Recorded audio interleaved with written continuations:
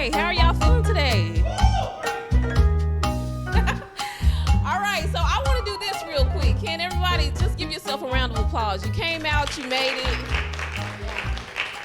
and we appreciate you for coming. So I'm Sandrekkia Morning. I represent Zone 2. I was born and raised in this area. I went to Chico Elementary, Guyer Springs, Watson, Mableville, and then I ended up at J Fair in East End. So I'm happy to be here, to be in this community where I was born and raised. So again, I want to say thank you all for coming out. So today is all about getting input from the community about the strategic plan implementation, the cell phone policies, and we're just wanting your feedback about what we have going with the school calendar, just to make sure that we are in alignment with each other. So I'm going to go over the agenda, and then I'm going to pass it off to our superintendent, all right? Oh, I got to change the thing by myself.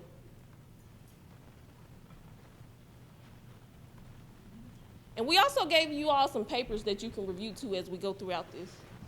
So for the agenda, welcome and introductions.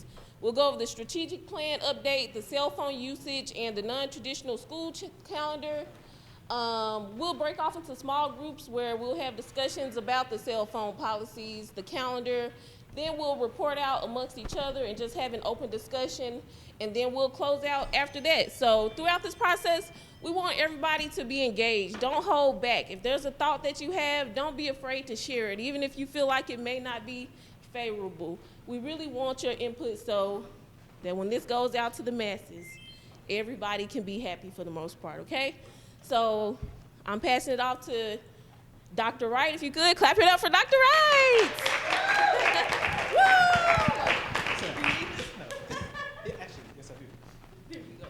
All right, good evening, everybody. It feels awkward holding and talking into this mic because it's really not a microphone. I think I'm doing this just for the video so that folks who are watching via whatever recording we're doing can hear. So I'm gonna pretend like, I can't pretend like it's not in my hand because it's here. So I don't know. Anyway, all right. So we've already gone over the agenda. We don't have a lot of time, but we have a lot of information to share, and I want to make sure that we reserve as much time as possible for you to be able to talk to each other and for you to be able to provide feedback and information to us. So the first thing I want to do is to give an update with regards to our strategic planning process. Many of you in this room probably participated. We had several months of small group sessions, focus group sessions, large group sessions. We did so much to get as much input as possible to help inform what you see here. We are not done with the entire process yet, but I wanted to give just a brief update in terms of where we are now. So I'm not going to go over everything that you see here. I believe you have a handout in your folders with this information, but I wanted to just orientate you to just a few things. So when and I can't remember exactly how many people we had involved in this process, but I know it was, I'm going to make up a number, at least 500 people, at least, who were involved in our strategic planning process. And so after we collected a whole bunch of data, looked at folks' thoughts, looked at all the suggestions that people recommended, we ended up with basically 3 priority outcomes that we want to achieve within the next 4 to 5 years. And so usually, I don't know how many of you have paid attention to strategic plans before, but typically you have like a lot of goals and a lot of outcomes. We have 3. Well, technically 3, and one of them has like several little sub-bullets under it. But technically it's still 3. And so what we're trying to accomplish with our strategic plan ultimately is what we're here for. We want to increase outcomes for all students.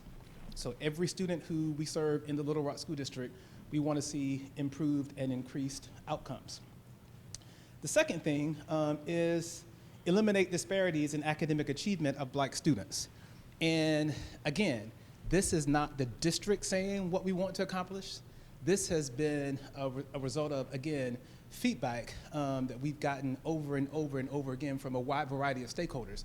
And what we saw when we looked at a wide variety of data was that our Black students, who make up the majority of students in our school district, I think right close to 60%, are the students who are doing the worst in terms of pretty much every outcome that you can think of. When you look at academic achievement with reading, with literacy, with science, when we look at outcomes in terms of suspensions and discipline rates. So because they're the majority of the students we serve in our district, we wanted a goal that specifically isolated that student population group to make sure that we paid attention to the disparities of our Black students compared to other students. And then what I loved about our strategic planning process, and many of you who were involved can attest to this, it was so, every conversation, every meeting that I attended and participated in, it was so student-centered. Every conversation was focused on what our students need, what we need to do better as a district to make sure that our students do well. And so when you pay attention to these outcomes, this last set of outcomes, it is all about the student experience. And so the last priority outcome is support our students to experience physically and emotionally safe environments, experience a sense of belonging as their authentic selves, develop a sense of purpose, gain relevant and meaningful knowledge, and prepare for college and career options with a lot, well, I can't see. Prepare for college and career options aligned with their interests. And so these are the things that we are looking to accomplish within the next 5 years. All the rest of the stuff is what we're going to do to make sure that we get here. So I'm not going to spend a whole bunch of time on this. I keep saying that, but I keep talking. So I'm going to stop talking. Our strategic plan is organized by 4 themes. And these themes were not identified initially. We pretty much went through a whole process to kind of figure out what are the priority objectives that we wanted to kind of focus on. And then we took those objectives and combined those that were similar, and then we came up with these 4 themes. And so what I do want you to remember eventually are the 4 themes that are associated with our strategic plan. And the first one is affirming school cultures, meaningful student learning experiences, valued and equitable school options, and then excellence in our talent. And I'm not going to go over the rest of this stuff.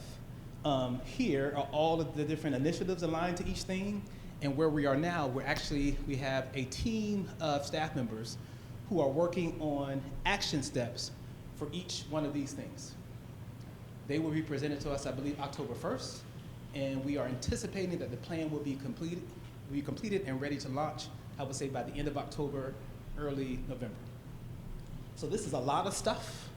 This is a lot of stuff. And it is broken into 3 different implementation stages. And so we have a stage 1. Right now it says, well, it doesn't say year 1 on here, but all the initiatives that you see highlighted in red, those are the things that we're focusing on in stage 1, which is this year and next year. And then the other objectives or initiatives we've broken out the other years. So I said all that to say these are our 4 themes. And here, all of the red things that you see are the things that we're focusing on in the stage 1 implementation. That's all represented here. And so this is what I want to orientate everybody here to tonight. These are our 4 themes, and then these are the initiatives that we are focusing on in year 1. And so I know you have that handout, so I'll give you just 30 seconds I know 30 seconds is not enough time, but I'll give you a minute to actually look at that document, this one here.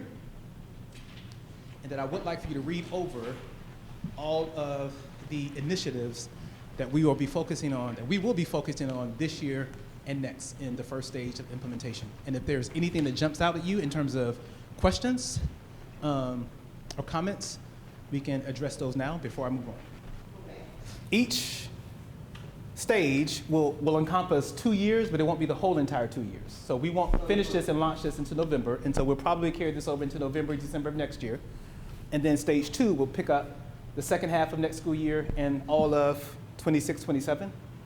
And then this should say stage 3. It should say stage 3 here, not stage 1. We need to correct that in those years. Did that answer your question? Yes, I was just looking at year 1 initiative, Yeah. and I was just trying to see at what point it was going to be completed. So I needed to see where that completion, so that stage 1, where it should be stage 3 for 27, 28, is what that should be? So everything here will be completed in stage 1 at the end of the 25-26 school year. Right. The entire plan will be completed in 27, 28. Okay, so that should be. This should be 3. Three. Yes, Okay, that's a typo. okay, yeah, I'm looking Yes. at stage 1, down there too? Yeah. Okay, all right. I'm gonna blame Stephanie for that. I really Although, don't think you should, but although I did making a this. note. If it's wrong Thursday. All right, any other questions for the stage 1 initiatives? Now to the 2 topics at hand today. This is where we need your thoughts and your feedback. Before we started this, there was not this national movement that we see now, where I believe we're up to like 13 states now that have actually taken the initiative to ban cell phone use in schools.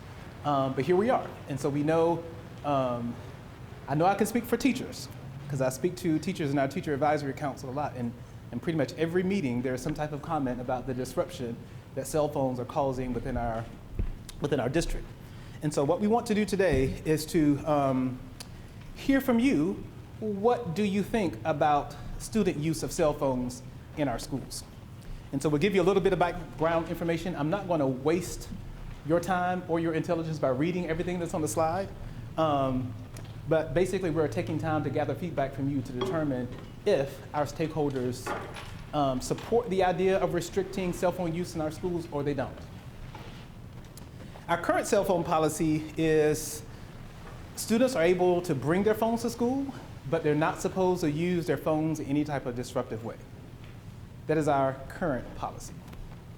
I'm not going to ask the question of how do you think that policy is working. I think we all know the answer to that particular question. And in our current policy, we also have a policy where we can't have cell phones or any other type of device out during assessments. I believe this aspect of our policy works well, but in terms of students self-policing the use of cell phones in schools, that is not something that I know is implemented equally across our school district. What does the research tell us about the use of cell phones? I'm not going to read everything on here, but we already know the harmful effects of overuse of cell phones and the connection with cell phones to social media and all of the issues that social media contributes to issues within our school. Again, I can create a statistic, but I would guess probably 80% of student conflict issues in our schools, whether it's fights, arguments, or any type of conflict, has some connection to something that happened on social media. And all too often, it happens outside of school. So these are things that are happening in neighborhoods, at homes, and communities, and these things are brought to school and contribute to lots of issues that we have.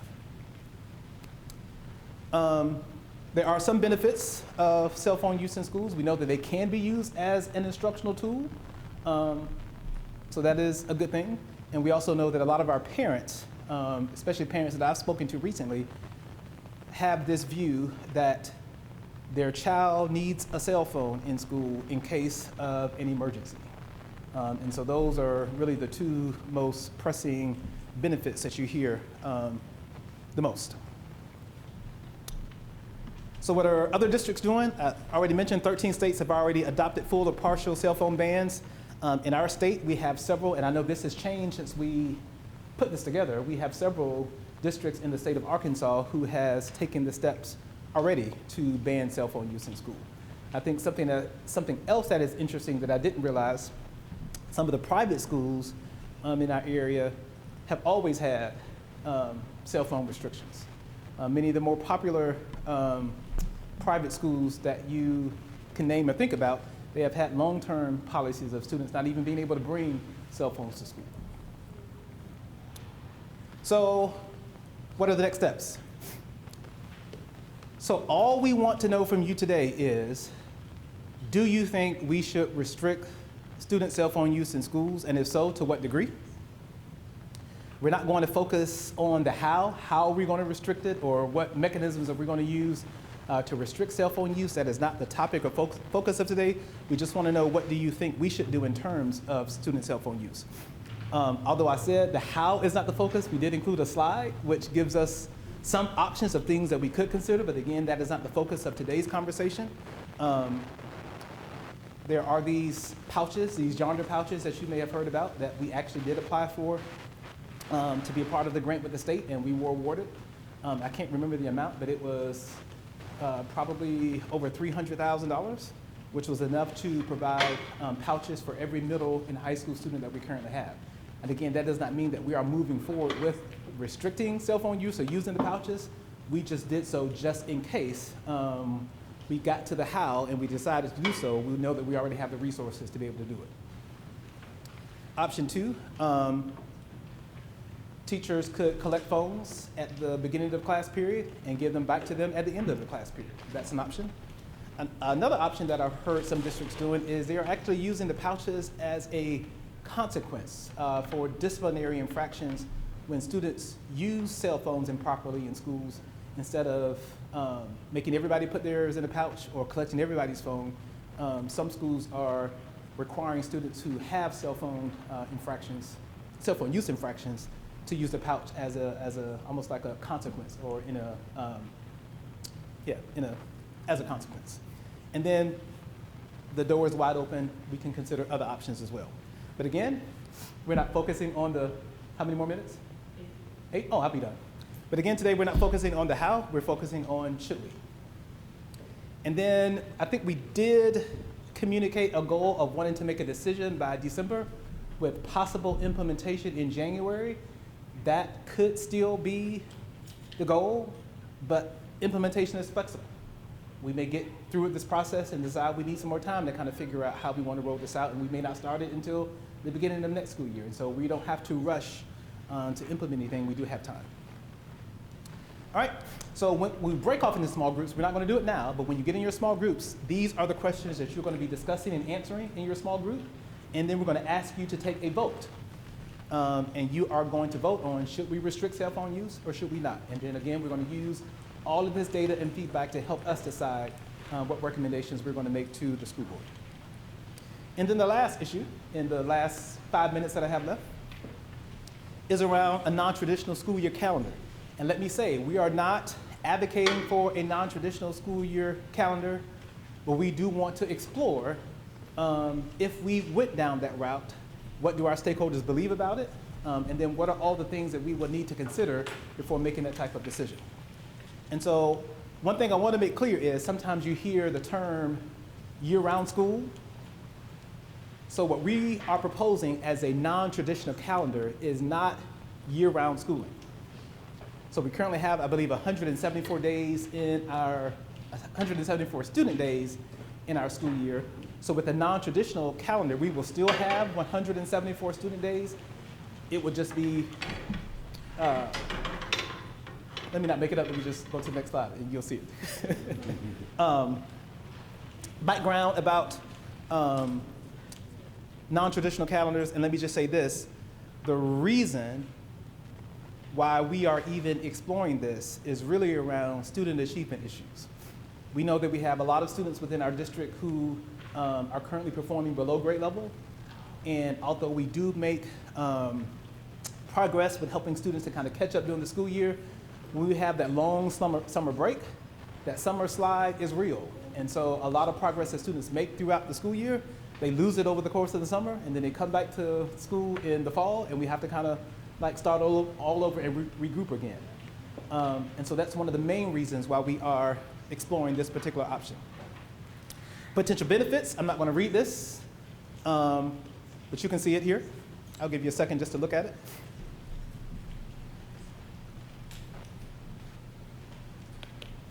You'll see references to both students and teachers that there has been positive impact on students and teachers' mental health because you're having shorter breaks. You're having more frequent breaks throughout the school year and a shorter summer. And we'll get to some examples of what that could potentially look like. And then some potential disadvantages, and these are things that we're going to have to consider. Increased costs. I didn't mention this, but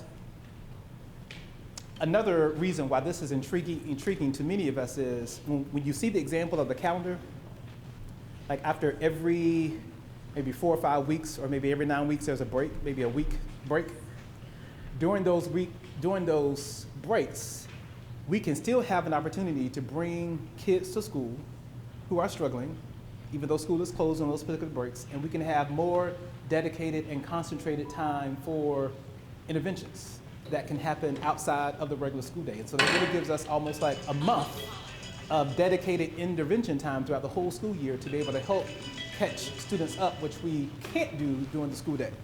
But that contributes to increased costs because with teacher contracts, when we're off and we have teachers working with kids doing intervention when school is out, that means we're going to have to pay our staff on top of their current contracts in order to work during those particular breaks. Coordinating schedules of working families is probably the biggest, and we know that's going to come up in conversations having to deal with childcare and other issues. There has been some disadvantages and some advantages around athletics and extracurricular activities just because of the way that the schedule works. Community resistance has been a barrier, and then I'm sure there are other things that we need to consider, and we need you to kind of raise those issues so that we will have a full picture of everything that we need to consider. Not going to read all of this. We have several school districts in Arkansas right now who are already implementing both a non-traditional school calendar. And we can see some of these here. Hot Springs, which is probably the closest to us, started with theirs this year. Marion, Wynn, how much time do I have? 4 minutes. Oh, see, I'm doing good. Here are some other examples.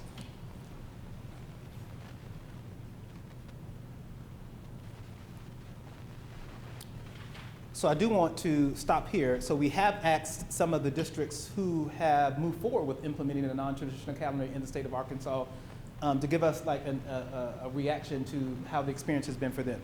Hot Springs, everyone seems very happy with the new schedule. We had great response to our open house on July 25th, and the first week went very well. Mark Tree, where is this? Okay. The advantages are that there is some data to support less summer learning loss occurring. We feel comfortable in saying that. Also, the data says that our teachers really like fall break. And then one not so good piece of feedback, we've heard this repeatedly too, is that our last day of school was May 30th. We were off for 7 weeks. It is a very stressful summer for admin between trying to get personnel hired, turning around your buildings, and meeting all of the needs that you have to do in the summer. It's a lot. And so when you have a shorter summer break and you're trying to clean buildings, do the maintenance that you do during the summer, those extended projects, it can be kind of difficult. And for admin who work the whole entire year, there's fewer number of days and weeks to kind of do what you need to do to get ready for the upcoming school year, because you still have to factor in people, are taking vacations during that particular time, and so it really compacts the summer that you have, the time in the summer that you have.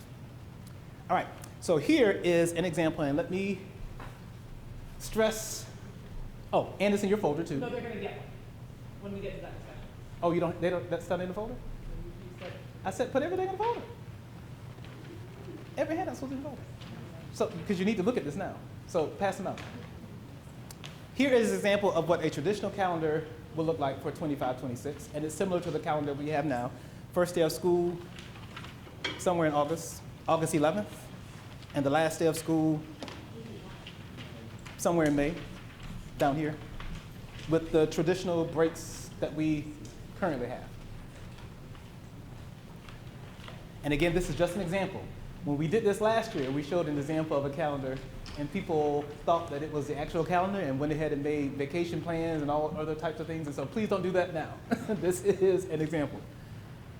Here is an example of what a non-traditional calendar could look like. It doesn't mean that this is what ours will look like exactly, but it gives you an example of what it could look like. So teachers would come back to work on the 21st of July. The first day of school for students would be July 28th. The first break will occur the week of Labor Day. So this is a week off. The second break will occur, which we call fall break, October 13th. So this is another week. Then you have your typical week off for Thanksgiving. Your typical winter break and I believe the winter break is shortened just a little, so it's not the full 10, I think this year we had 11 days, which was kind of long. So it's not the traditional 10 full days, but you still get a winter break. Then the next break comes in February. Then you have your traditional spring break in March. That was longer. Oh, In that model, spring break was longer. yeah. Oh, it's 8 days. 1, 2, 3, 4, 5, 6, 7, 8, 9, 10. It's actually 10 days. More than likely, we would not have a spring break that's that long. But again, this is just an example. Just, again, this is to give you like an idea of what it could look like. And then end of the school year, the last day of school is still, what, May 25th? Is that right? No. And then it's a long weekend before. Oh, right here. Yeah. June the 5th will be the last day. Starting July 28th, ending June 5th. More frequent, shorter breaks in between. And the thing that I did not highlight is that we have many more instructional days before state testing. And I don't know exactly how many, but we'll count. But it's definitely more days to teach students to prepare them for the state test than we have in our current schedule. So that kind of gives you an idea as to how a non-traditional schedule could work. Same number of days, but it's just extended and broken out with frequent breaks in between. All right, so we want to know your thoughts around keeping the same traditional calendar that we have, or should we explore moving forward to a non-traditional calendar? We want, and you'll do this in your small groups, we want you to think about if we did a non-traditional calendar, all the things that we would need to think about and address. Like I said, we know transportation is going to be an issue. We know childcare is going to be an issue. I do know that in some other places around the country, school districts in the city have worked with agencies to provide, whether it's camps, childcare, using the school facilities to be able to provide some options for parents during those particular breaks. And so those are all things that we would need to consider. Again, our goal was to now we're still going to make a decision by December what our student calendar will be for the 25-26 school year, whether it's a non-traditional or a traditional. It could be that when we end this process that there is a lot of momentum and interest in going to a non-traditional calendar, but when we look at all of the things that we need to consider and plan, it may be that we put it off for 1 year and we take the next year to kind of plan and work out all the kinks and implement it in, yes, the year after next school year. It could go either way. We're just gonna, see how things go.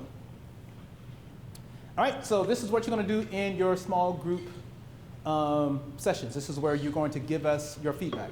And instead of me explaining it, I'm gonna let the person who orchestrated this come up and tell you what the procedures are. Oh, 134 days prior to state testing? Do you know how many we have now? Okay. So she was telling us it's actually 134. Okay. Yeah, and we don't have nowhere near that right now in terms of the number of days we teach before we test. All right, why am I giving you this? So we're going to ask everyone to split into smaller groups because we want to make sure that we can hear from all of you. We want to give the opportunity for all of you to have a chance to speak and to have your input recorded. So we're going to ask you to get into smaller groups. We're going to hand out some flip chart paper for you to take some notes. We are asking you to start on the topic of cell phone usage at school. We'll keep time for 15 minutes, and then we'll switch to the topic of the school calendar. Before you switch topics, we're gonna give you some stickers. We're just gonna ask you to vote.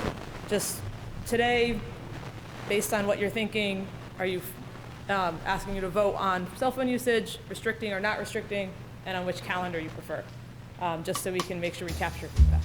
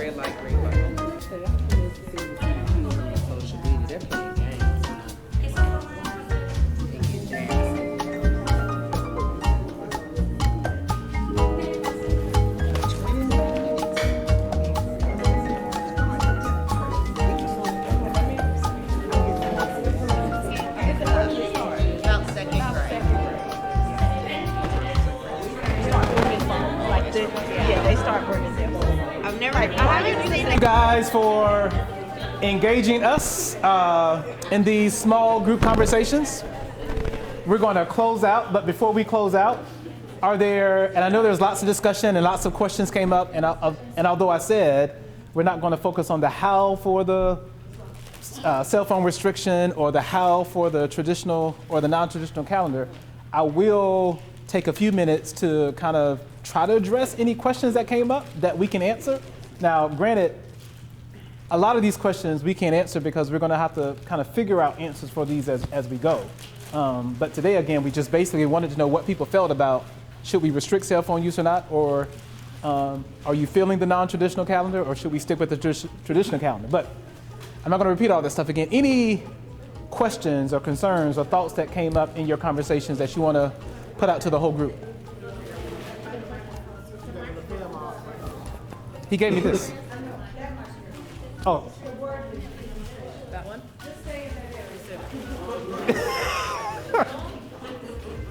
It's for the translation. Oh. Yes, but it's not like a speaker one. It just needs to be added. Any questions? Yes, ma'am. I just think that this was a very good start. I wish there were more people, but I think that this is how you get things done.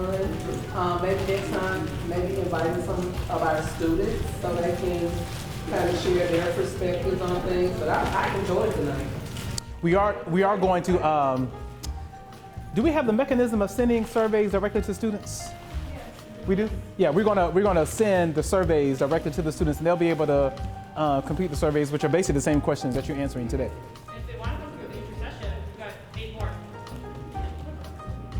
Any other thoughts or questions? I think that the more the public learn, so that we can try to y'all will make it more participation. Spread the word to your family members and friends and colleagues. We have 9 more of these meetings to go. Well, technically 9, the Spanish one. Well, 8 plus another one. If there aren't any other questions, thank you guys for coming out tonight. We appreciate you again. Spread the word. Our next one is Thursday at Southwest. We actually have 2. One at 6, and then for our Spanish-speaking families at 7:30. So if you know folks who live in that area of town, please make sure you invite them and tell them to come out. And just a note, if you Oh, and Saturday at Dunbar. At what time? 10 o'clock.